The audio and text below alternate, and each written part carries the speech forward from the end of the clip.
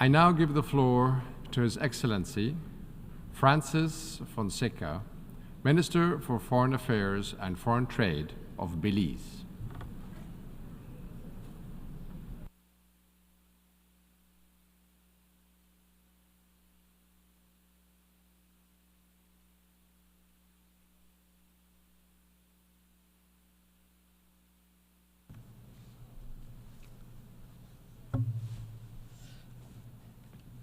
Mr. President, the self-determination of a people is sacrosanct. It is because of the exercise of that right to self-determination that each nation enjoys the privilege of sitting in this hall. Our nations exist by the will of our people, by virtue of their right to determine their political status and pursue their economic, cultural, and social development. To borrow words from Nelson Mandela, our people are the real makers of history. Their participation in every decision about the future is the only guarantee of true democracy and freedom. If we look at the challenges that our people confront today, we must ask whether that sacrosanct principle of self-determination is in fact secure. Belize is a member of the Alliance of Small Island States, AOSIS, one of 39 countries that have been on the front lines of the climate crisis. The genesis of this crisis lies with the industrialized nations. Its perpetuation and acceleration rest with the wider membership of the Group of 20. Currently, the G20 accounts for some 80% of global emissions. AOSIS members contribute less than 1% of global emissions. This is a tale of two worlds, but we only have one planet to share. The extent to which G20 economies are advancing and contributing to global economic output and world trade is impressive and promising for their people. It is important that their growth should be calibrated to a world where SIDS also have a secure future. This is still possible, but it is urgent. As SIDS, our people's livelihoods have long depended on traditional sectors such as agriculture, fisheries, and tourism, which are climate sensitive. Opportunities for diversification have been limited given our size, population, and location. Climate change is forcing us to break with tradition and to transition despite the limited options to do so. Each step forward is met with yet another hurdle to overcome, and with increasing probability, we face the likelihood of setbacks as climate change impacts worsen. The costs are multiplying, fiscal space is shrinking, and the opportunities to equitably share in global prosperity are diminishing. The right of SIDS to define their own future must be protected and secured. The severe impacts of sea level rise have irreversible consequences for SIDS. Our people have gone beyond their duty to protect and preserve our environment, yet some are being forced to relocate from their homelands. To this, we reiterate that no matter the physical changes that climate change may bring to our territory, our sovereignty and our right to self-determination remain intact. Mr. President, The perpetual suffering of a people can never just be a matter of national concern. The United Nations rose up from the ashes of war to restore faith in fundamental human rights, in the dignity and worth of the human person, in the equal rights of men and women, and of nations large or small, and to establish conditions under which justice and respect for the obligations arising from treaties and other sources of international law can be maintained, and to promote social progress and better standards of life in larger freedom. All members of the United Nations have a duty to give effect to these words. Conflicts should not be allowed to fester. The war in Ukraine is now 2 years running, and we are concerned that the end is still not near. Haiti has seized our attention once again. For Belize, the international response must be enduring for long-lasting peace and security of our sister country. We are working through the Caribbean community to reinforce and strengthen Haiti, and we commend the Haitian people in their resolve to define their own pathway forward. We are pleased to be contributing personnel to the multinational security support mission. Belize is extremely worried that up to now, the international community has not fully delivered on its commitments for the MSS, nor the UN humanitarian needs and response plan for Haiti. This jeopardizes all the efforts towards establishing political stability, but more than that, puts the future of Haiti at substantial risk. Mr. President, Cuba should no longer be subject to an unjust and illegal economic embargo imposed by the United States. It is imperative that Cuba be removed from the list of state sponsors of terrorism. This arbitrary and unilateral designation has created an unnecessary barrier to global cooperation, constructive engagement, and the promotion of peace and stability in our region. Mr. President, Belize rejects the continued denial of self-determination of the Palestinian people and calls for the eradication of the system of colonial domination and apartheid being imposed upon them. As Belize stated to the International Court of Justice in the recent advisory opinion, Israel cannot be permitted to continue flouting one of the most fundamental principles of international law with impunity. Impunity breeds inhumanity. Just 2 weeks ago, this Assembly approved a resolution proposed by Palestine affirming the ICJ's advisory opinion and called on members to act to reinforce the Palestinian people's right to self-determination. The war, the oppression, and the inhumanity must end. Mr. President, Taiwan is a nation that espouses democracy, development, and innovation. The challenges we are tackling as an international community requires Taiwan's full inclusion and participation in the international system. Belize calls for this to be done immediately. The people of Western Sahara should be granted their long overdue referendum to decide their own future.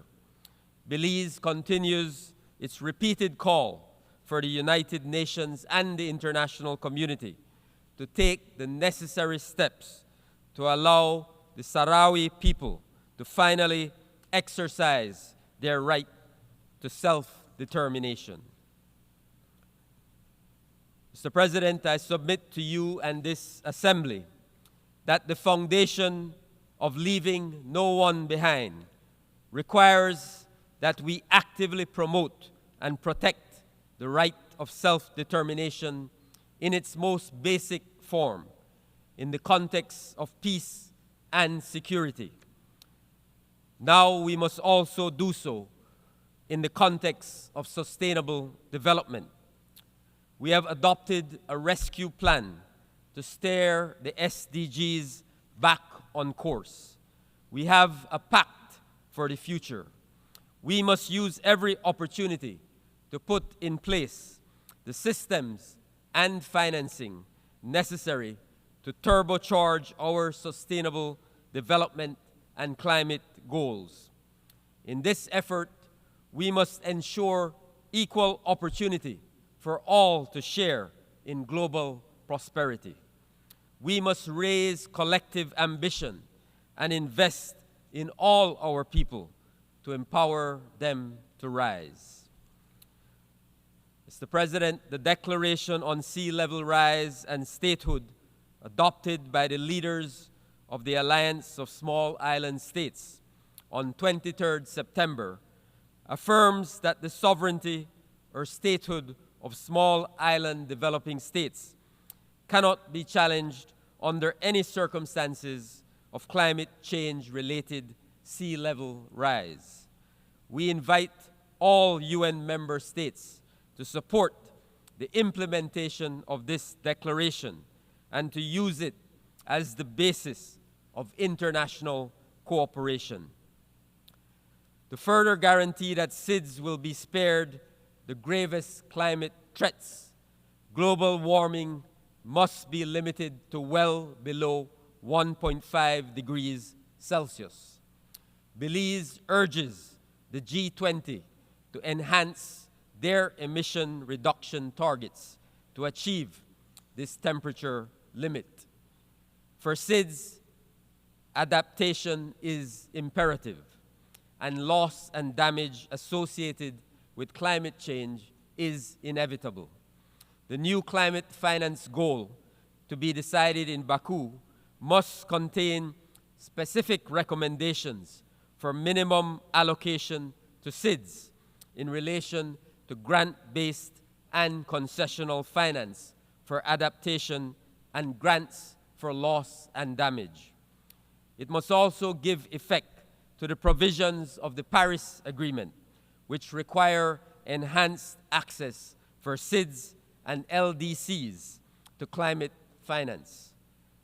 Finally, it must support the urgent capitalization of the fund for responding to loss and damage.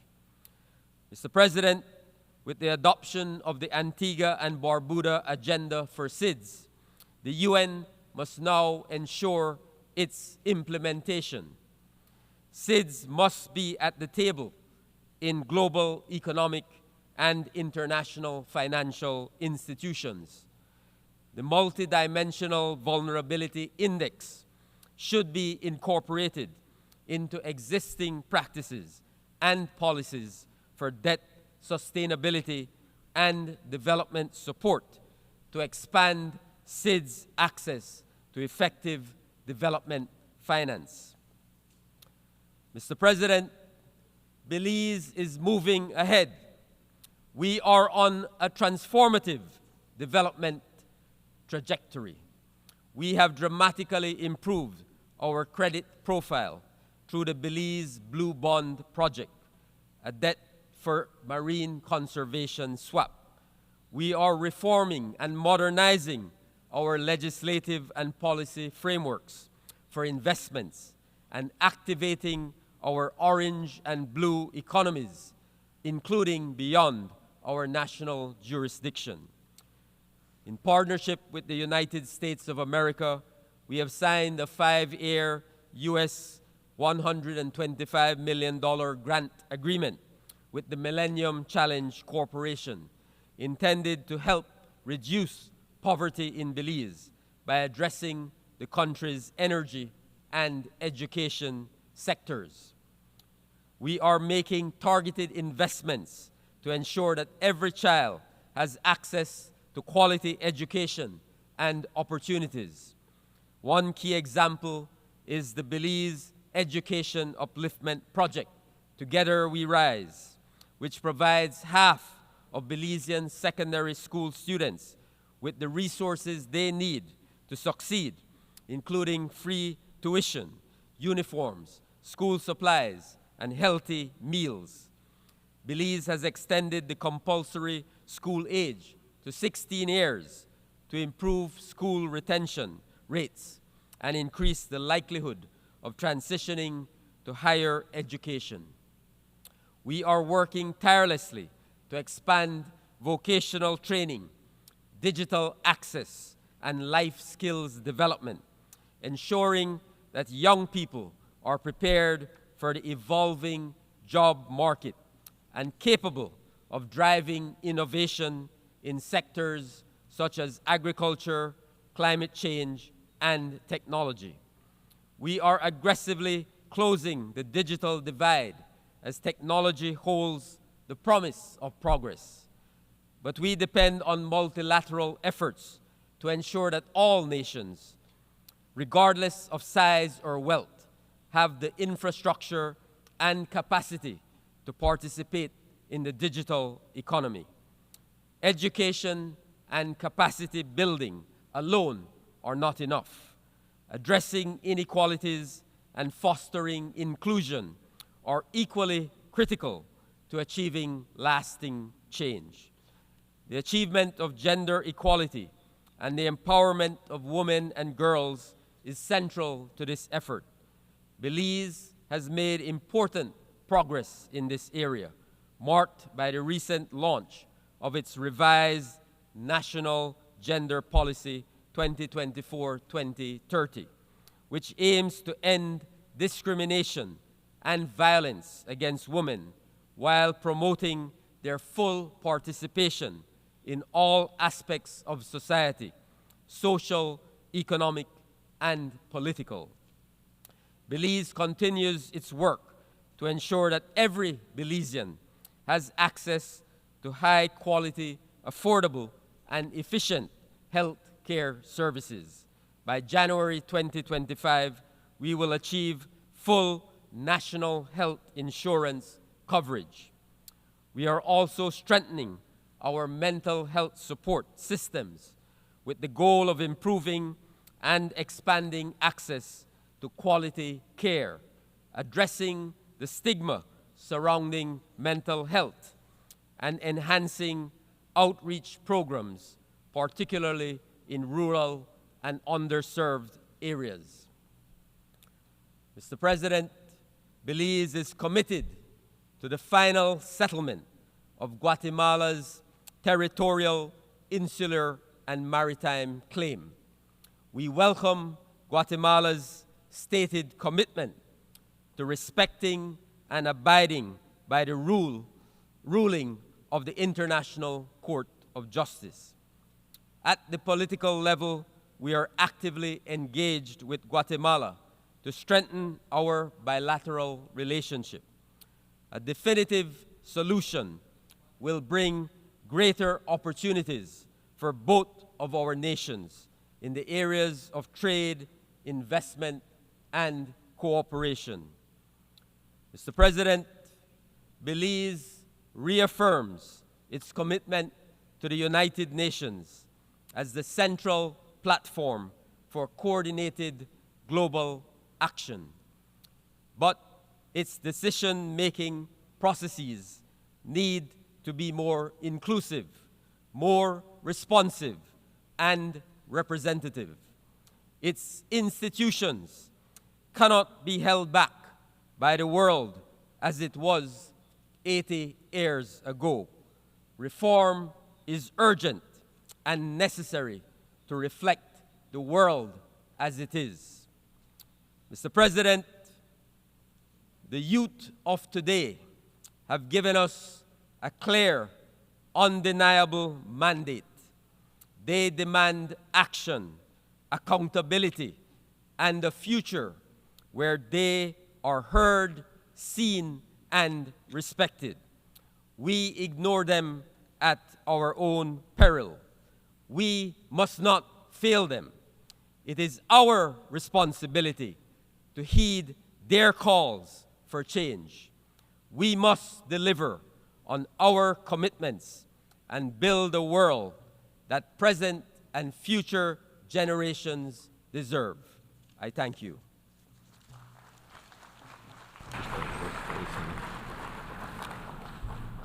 I thank the Minister for Foreign Affairs and Foreign Trade of Belize.